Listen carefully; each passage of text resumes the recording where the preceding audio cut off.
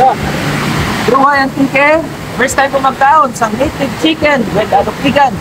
So ano dyan sa Highland Strawberry Garden sa Aningalan, medyo baskag yung oran, pero kay mao aton nga vlogger si Mike, magkakain kami kang native chicken na may alupidan. Cheers! Cheers! Cheers! Ha?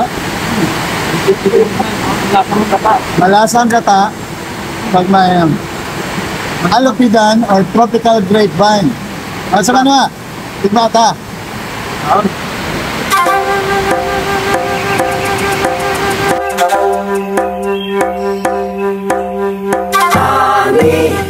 Aningalan, aningalan, aningalan. Ikaw ang darampan ng nakatauhan, ang piling ng kayan sa kalangitan, ang imong buga na kakalupaan, nakaangat sa buhi kang kapatagan. Aningalan, ani sa kadenaan. Aningalan, ani sa kabuganaan.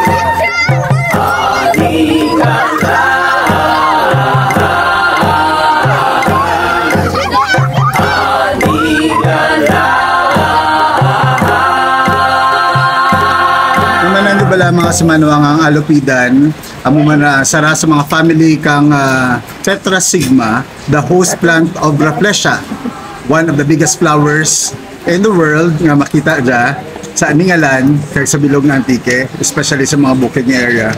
Ang alupidan sikat dyan nga pampadugang sa native chicken adobo, not only dyan sa Aningalan but also sa Sibalom.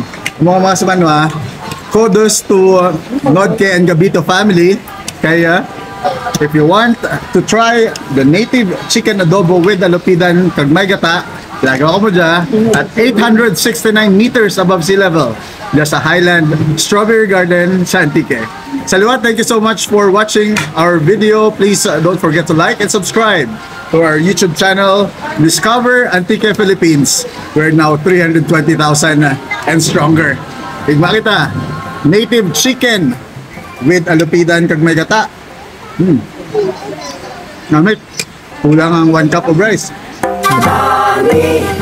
Aningalan, aningalan. Sa paglagaw mo, it's the easiest way to help the province. Sa paglagaw mo, nakabulig ka sa ekonomiya, nakasadya pa mga pamilya. So, dari rin, lagaw ta.